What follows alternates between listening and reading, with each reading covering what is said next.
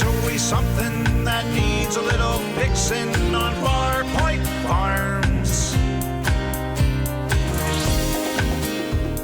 Hey guys, it's Eric here at Farpoint Farms Restorations and Repairs. Tonight, the Volvo is back in the shop.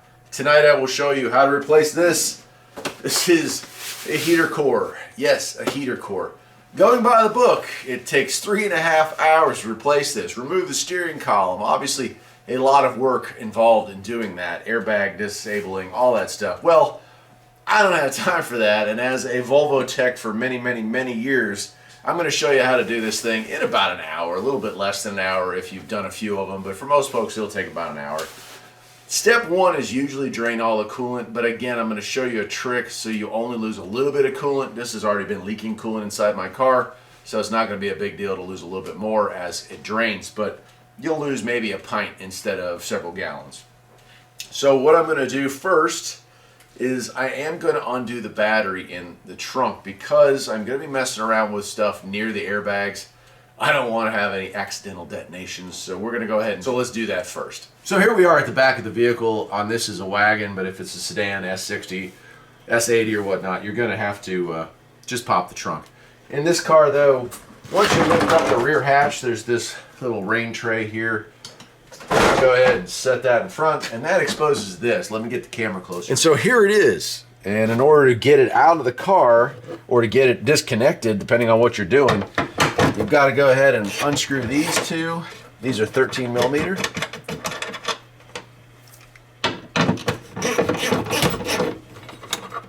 And there's another one right here. You can't see it on the camera, but it sits right there.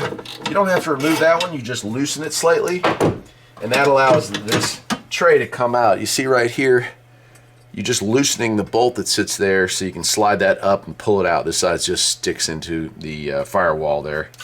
That's it. Set that aside. And what you're left with is this cover right there. Not much to that cover. That's just protecting, because on the OEM batteries you rarely see this. This one actually does have it. But on the OEM batteries, it's going to have a vent for the battery acid to flow downward. This one does have a vent hooked up because it is the right battery, but a lot of times I see 35s and 27. I put all kinds of weird batteries that will actually fit this hole, so you just kind of end up with some random stuff. Well, here's the battery now. Now that we have the cover out of the way, we have our battery. And the only thing you're going to want to disconnect, you don't have to take them both off, and please don't take off the positive first if you are going to take them both off.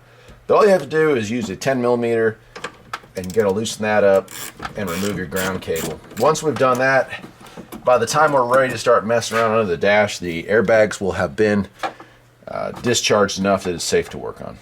Cool, let's go back up to the front of the car and talk about clamping off some hoses. Well, here we are back at the engine, and like I was telling you, there's a way to do this job without losing all of your coolant, and that is by going in right back here. And those two lines right there, those are soft rubber, and those two are your heater lines. So what I'm going to use is this tool right here. These are hose clamp pliers. Now, if you don't have hose clamp pliers, don't click off the video just yet, because you can use a pair of vice grips. If you have needle nose vice grips, those work really well. They're basically identical to this. This just has a broader, softer head, but in many cases, I have used a pair of channel locks like these. So if you have a set of these, or hopefully two of those, you're still in business, and just don't want to go so crazy. You don't want to be crimping them down. You know, you want to leave enough room for the rubber to still exist without damaging it. But for many years, I used these and it worked fine. So it's impossible to see where I'm going to be working at right there, but your next step is right there. You're going to crimp off both those as close to the intake into the firewall as possible. And it doesn't want to focus in that area, but you can see there's one there and the other one is right there. So once you have those two clipped off, you are ready to head inside. And to be honest with you, my friends, this is where the easier part of this job ends. There's still a few tidying up things to do, but a lot of this is just difficult, not because the job itself is difficult. The angle, the position you're going to contort your body into is difficult. And at my age, it's not as easy as it used to be. But we got to do what we got to do, so let's do it. All right, here we are, driver's side of the vehicle, left-hand drive vehicle.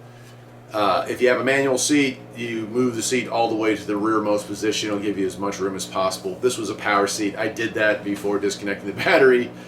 And now that I think about it, you definitely should have done that before disconnecting your battery. So if you haven't, go ahead, plug your battery back in for a moment and roll your seat all the way to the back. We're going to open the door. And it's a little bit of a dark job to do this in here. I'm going to bring some lighting in. I'm not going to be using this camera for the rest of the video. I'm going to be using my cell phone because I can get up into tighter spaces with it. Still a pretty decent picture for what it is. But what we're going to do now is we're going to take out our floor mat. You can see this one's leaking pretty good. It's that all that glistening stuff is actually coolant that has leaked into here. We'll lay that off to the side. If you have pets, don't leave it anywhere near pets. That's real bad for their health.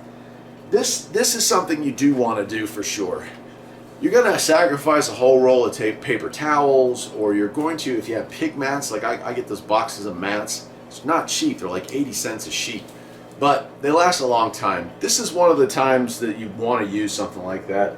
Stuff them on the ground. It's going to do two things. It's going to protect you from getting nasty coolant mixed with whatever floor droppings there are in there that's saturated into that carpet. And it's also going to prevent the fluid that does come out when we remove the heater core from getting soaked in and making your carpet situation even worse. As far as getting coolant out of the carpet, eventually it kind of goes away. But it's not a quick process. If you have the money, take it someplace and have them wash it with water. They like power wash it with a steam cleaner, that kind of thing. Because a dry vac or a wet dry vac is not gonna pull that up out of that big thick padding that's underneath there. All right, here we go. We're getting into the good part now. Let's go. All right, so the very first thing you're gonna want to take off is right there, right next to the shifter. There is a little flat blade. That's going to remove this whole panel right here. Let me do that. Okay, once that has been removed, you just kind of pull out and slide on that, and out it comes. See these little clips here? That's what you're sliding it back from. And we can put that out of the way. Next up, we're going in for that one right there and that one right there. Those are T25 Torx bits.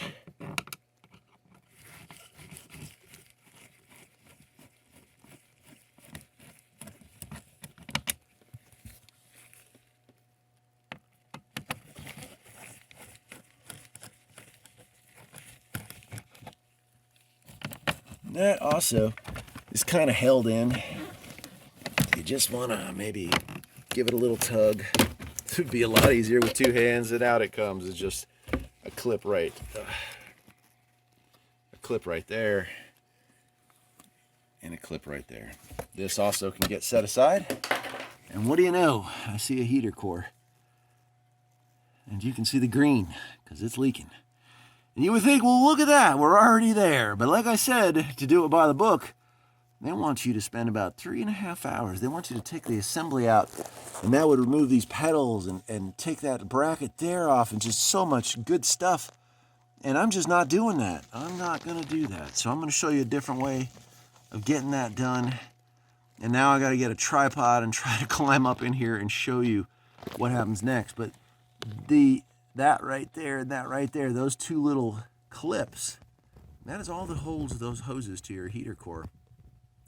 And there's just a little O-ring on them when they're done. And a real big source of issues when you replace these is they leak right there. That'll usually be the spot that'll give you trouble.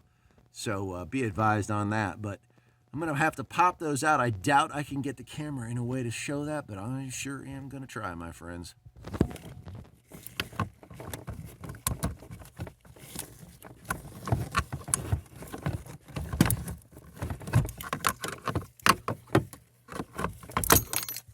There's one. There's one. The upper one is a little bit more of a bear. What I'm going to do now is pull my head out of here, get my tools loose, and I'm going to pull that hose out so that the fluid will leak out of there. There we go. And you can see how much I lost. It's not a ton.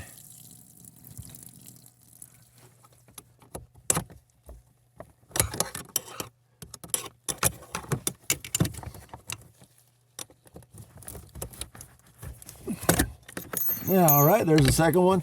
pull that out again. I'm going to pull my head out of the way, and we're going to lose a little more coolant there, but not as much as before, right?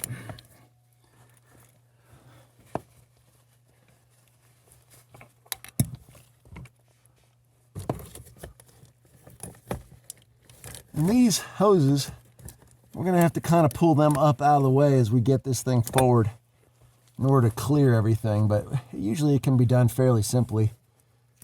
All right, last step. We're taking out that. That's also a T25, I think. It might be a T20. It's been a while. Oh, it's T25.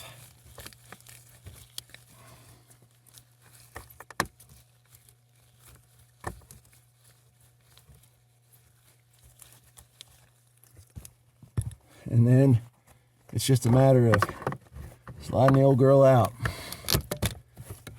And this, I don't know if y'all can see it, I think you can. This has to come out as well. And I gotta get a pair of pliers to squeeze. I don't know if you can see it, probably not. But there's some little clips you need to squeeze on that. And that is a switch that's gotta come out. But everything else, it's just a matter of giving it enough love.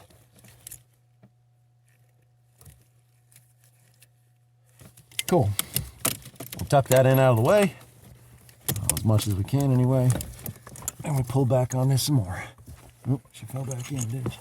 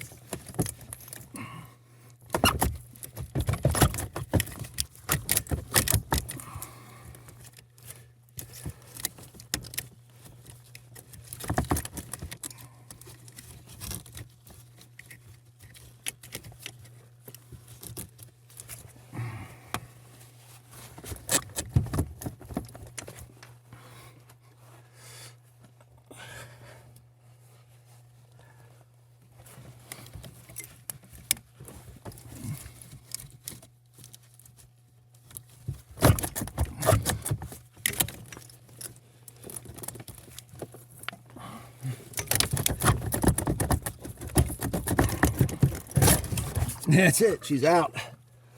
Here we are with our brand new aftermarket piece of engineering magic.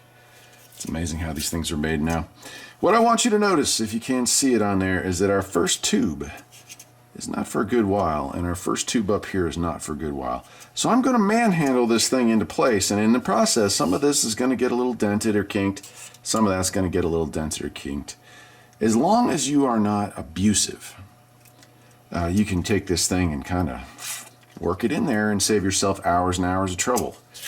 On the front here, don't forget, you got 2 new O-rings for where these things are going to go in. You definitely want to use those because the other ones are probably half the reason why it was leaking.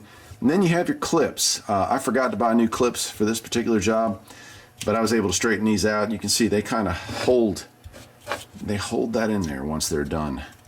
And so that's how those are going to live. All right, they're going to go in there. That one might be a little too far apart. There it goes, right? And so those are going to hold those 2 hoses in place. They were kind of a pain to get out, and they'll be kind of a pain to put in. What's goofy about them is they're made out of aluminum, and so they bend very easily. Even if you buy yourself a new set, you're likely to bend them pretty badly if you don't get it just right on the first try. So just be aware you might have to straighten these back out. Now, I don't know how well all this is showing up underneath the car. I apologize if it's not showing up great, but they only gave us like this much room, and my head takes up that much of it, so there's not a lot of room for us to do our thing here, okay? But let's crawl back under there and get this job done as soon as possible. All right, well, unfortunately, the other camera just died on me. The show must go on. So the next thing we're going to do is reinstall that T20 Torx bit. And that goes right there. You would think that we were done with the hard part, but actually the hard part is getting those babies seated properly. It can be a real pain. Hopefully this one won't be, but you just never know.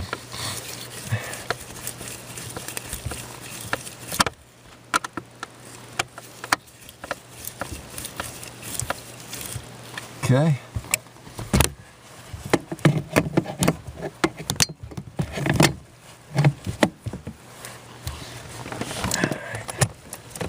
Try to get the top one in first. Ooh, that actually went in there pretty well.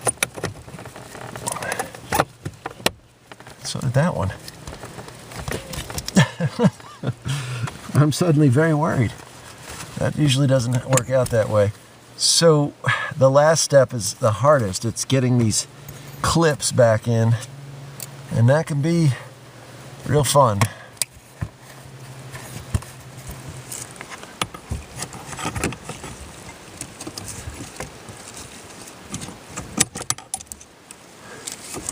Well, there they are. A little hard for you to see that. I don't know how well it's focusing, but I hope it is. This has turned out to be very difficult to film.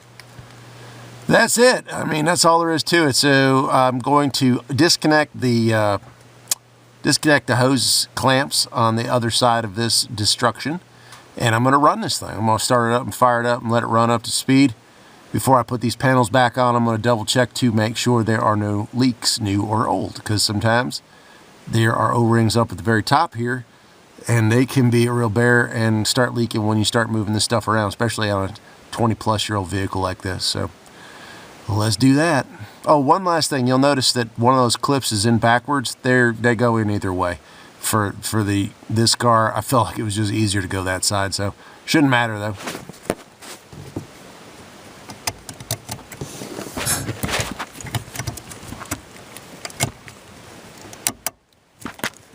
Alright, if you accidentally push that in, you can always fix it. See, when it comes back, it automatically sets. Make sure your plug is plugged back in. In this case, I've done that. And we are ready to finish this job up. We're just going to reattach our two panels and we're out of here. And I'm on my third camera down here trying to get this done. But, you know, this is the easy part. We're just going to slide all this stuff back into place. Obviously, I can't do it one-handed, so I just want to show you what I'm doing here, and we're going to continue on. Alright, lastly, I'm going to reattach this piece right here. There we go. Got that locked into place. I will tighten down this right here. You can see it. And that holds that in place. That's it. That is really it. Now, I'm going to leave these pig mats down here for right now because I want to know if this thing's still leaking, and because there's a bunch of coolant caught up in this carpeting. You can kind of see it's discolored green there. This thing's leaking really bad. So I'll leave it in there a few days. The feet, my pressure on the down will hopefully soak up some of that. And that's about it. Let's wrap this thing up. Well, while she's warming up, I'm going to go ahead and top off that missing pint of antifreeze, 50-50 mix. This is that chameleon stuff, works pretty well in Volvos.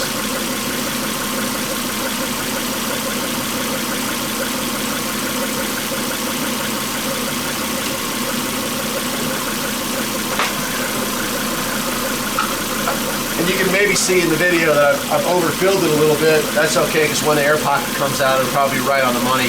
If it's low, I'll top it off again. If it's a little high, I can always suck a little bit of this out later on. Let's check and see if the heater core is leaking.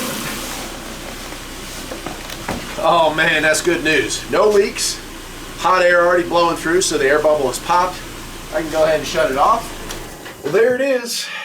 2001 to 2007. They're called the P2 body style, but it is S60s, V70s, cross-country XC70s. And the S80 is pretty much the same, although a little easier, a little bit more access up in there, but basic same design. Drive it around for 30-40 minutes, let it cool down, double check the coolant level, and if you don't see any new drips, you have just successfully replaced a heater core. Should have taken 3.5 hours, even with the frustration of attempting to film. I lost 2 cameras in this adventure. Hopefully one's just a dead battery. It's actually my phone, which if it is a dead battery, oh well. And the other one is very old, so the quality I might have suffered there at the very end, but you guys got the gist of it, hopefully. That's going to do it for today, my friends. If you have any questions on doing this job, there are some stuff online about only use Volvo seals or always replace the clips. Yeah, you could, but if you're broke like me, you got to make do. This heater core costs like 18 bucks. Cost me an hour out of my life, add 10 bucks for a gallon of coolant, which I only used a little bit of. And, you know, that's a whole lot cheaper. I bet you this is probably a $600, $700, maybe even an $800 job in town. So, hey, if any of you have had your heater core replaced, why don't you leave it in the description below how much it costs you to get this fixed. Till next time, my friends, take care.